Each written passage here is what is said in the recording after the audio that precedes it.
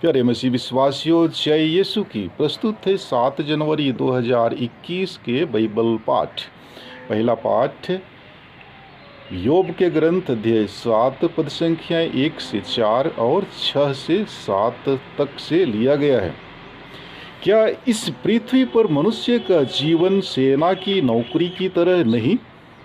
क्या उसके दिन मजदूर के दिनों की तरह नहीं बीतते? क्या वह दास की तरह नहीं जो छाया के लिए तरसता है, मजदूर की तरह जिसे समय पर वेतन नहीं मिलता? मुझे महीनों निराशा में काटना पड़ता है। दुख भरी रातें मेरे भाग्य में लिखी हैं। शैया पर लेटते ही कहता हूँ, भोर कब होगा? मेरे दिन जुलाहे की भरनी से भी अधिक तेजी से गुजर गए और तागा समाप्त हो जाने पर लुप्त हो गए हैं। प्रभु, याद रख कि मेरा जीवन एक श्वास मात्र है और मेरी आँखें फिर अच्छे दिन नहीं देखेंगी। यह प्रभु की वाणी है। और आज का दूसरा पाठ कुरिन्थियों के नाम संत पौलुस के पहले पत्र अध्याय 9 पद संख्याएं 16 से 19 और 22 से 23 तक से लिया गया है। मैं इस पर गौरव नहीं करता कि मैं सुसमाचार का प्रचार करता हूँ।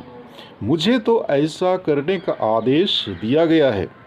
धिक्कार मुझे यदि मैं सुसमाचार का प्रचार ना करूं।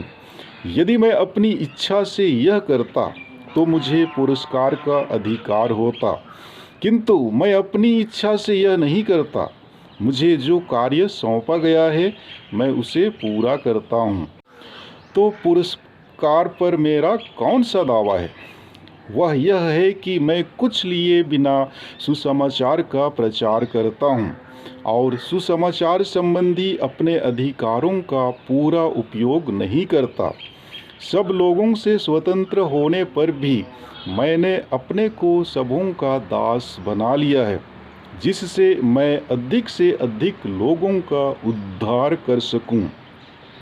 मैं दुर्बलों के लिए दुर्बल जैसे बना, जिससे मैं उनका उद्धार कर सकूं। मैं सबों के लिए सब कुछ बन गया हूँ, जिससे किसी न किसी तरह कुछ लोगों का उद्धार कर सकूं। मैं यह सब सुसमाचार के कारण कर रहा हूँ, जिससे मैं भी उसके कृपा दानों का भागी बन जाऊं। यह प्रभु की वाणी है। और आज का सुसमाचार पाठ संत मार्कुस के अनुसार अध्याय 1 पद संख्याएं 29 से 39 तक से लिया गया है। वे सभागृह से निकलकर याकूब और योहन के साथ सीधे सीमोन और अंद्रेयस के घर गए। सीमोन की सास बुखार में पड़ी हुई थी। लोगों ने तुरंत उसके विषय में उन्हें बताया। ईसा उसके पास आए और उन्होंने हाथ पकड़कर उसे उठाया। उसका बुखार जाता रहा और वह उन लोगों के सेवा सत्कार में लग गई।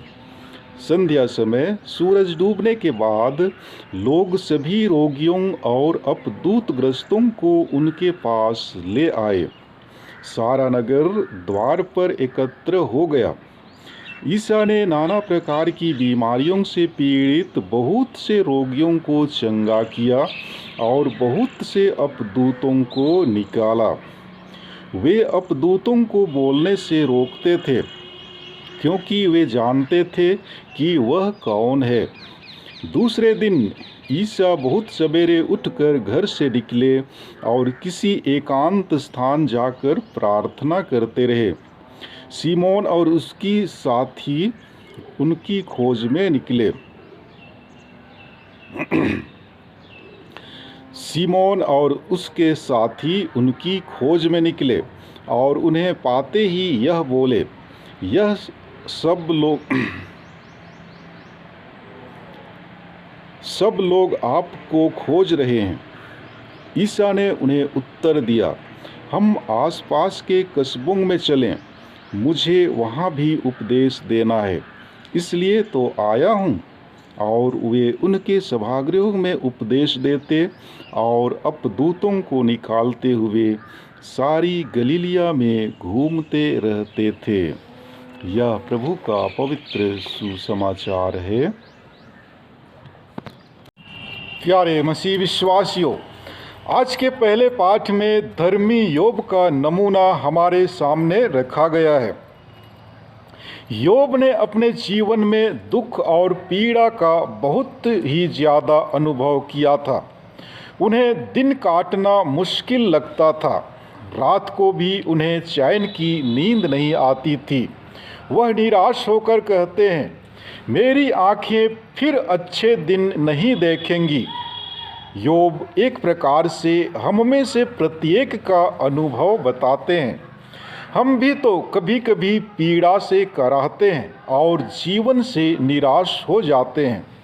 योब पुराने व्यवस्थान के आदमी थे, लेकिन हम तो नए व्यवस्थान में जी रहे हैं। गलीलिया के रोगियों और पीड़ितों की तरह हम भी प्रभु के पास जाएं और जिस तरह उन्होंने उस समय के लोगों को चंगा किया, वे हमें भी चंगा करेंगे। बस हमें दृढ़ विश्वास करते हुए प्रार्थना करनी चाहिए। और आज के दूसरे पाठ में संत पौलुस सुसमाचार प्रचार करने की आवश्यकता और उसके प्रति हमारे कर्तव्य पर जोर देते हैं। वे कहते हैं, धिक्कार मुझे यदि मैं सुसमाचार का प्रचार ना करूं। सुसमाचार में हम पढ़ते हैं कि जब यीशु गांव-गांव घूमते थे तो उनकी मुलाकात कई प्रकार के लोगों से होती थी, जैसे बीमार, विकलांग, अपदूतग्रस्त इत्यादि लोगों को देख उनका हृदय दया से द्रवित हो जाता था। और आज के सुसमाचार में भी हम वही पाते हैं। सुसमाचार पाठ में हमने सुना कि संध्या समय सूरज डूबने के बाद लोग सभी रोगियों और अपदूतग्रस्त लोगों को उनके पास ले आए और यीशु ने बहुत से लोगों को चंगा किया। प्यारे मसीह विश्वासियों, प्रभु यीशु जिस तरीके से रोगियों को चंगा करते हैं उनमें अनेक रूपता है। वे कभी बीमारी को आदेश देते थे तो कभी डांटते थे और कभी कभी रोगी का हाथ पकड़कर उठाते थे, जैसे कि आज के सुसमाचार में सीमोन की सास के साथ किया था और उसका बुखार चला गया। प्यारे मसीह विश्वासियों, सुसमाचार में साधारणतः यीशु बहुत ही व्यस्त दिखाई पड़ते हैं।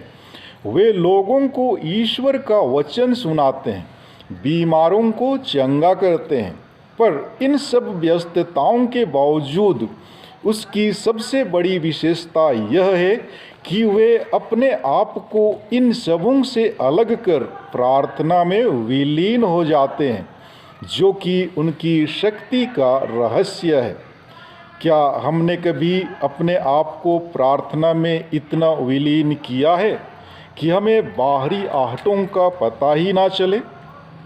आज का सुसमाचार यीशु के दो संबंधों को भी दर्शाता है। पहला, अधिक से अधिक लोगों तक पहुंचने की उनकी तत्परता, और दूसरा, दूसरों की भलाई में उनका आत्मानुशासन। यीशु चंगाई का कार्य अपनी रिश्तेदारी पर आधारित नहीं करते, वे दूसरों को भी अपनी सेवाएं प्रदान करते थे, एक दूसरों को भी चंगाई प्रदान करते हैं एवं दूसरों को भी चंगाई प्रदान करते हैं।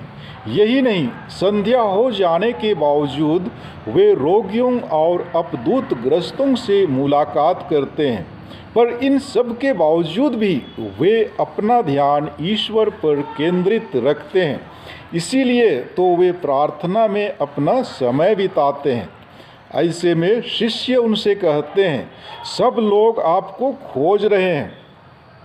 प्यारे मसीह विश्वासियों, सृष्टि के आरंभ से ही लोग ईश्वर की खोज में लगे हुए हैं। यह एक मानवीय स्वभाव है जो जन्मजात प्रवृत्ति है। वह जब तक ईश्वर को ना पाले एक तरह का खालीपन महसूस करता है। इसीलिए तो संत पौलुस कहता है, धिक्कार मुझे यदि मैं सुसमाचार का प्रचार ना करूं, क्योंकि जब तक हमारा हृदय आपको न पाले यह अशांत है। अतः आइए, जब हम अति व्यस्त हो जाते हैं, थोड़ा समय प्रार्थना में भी बिताएं और उनकी शक्ति से नवस्फूर्ति प्राप्त करें। आमीन।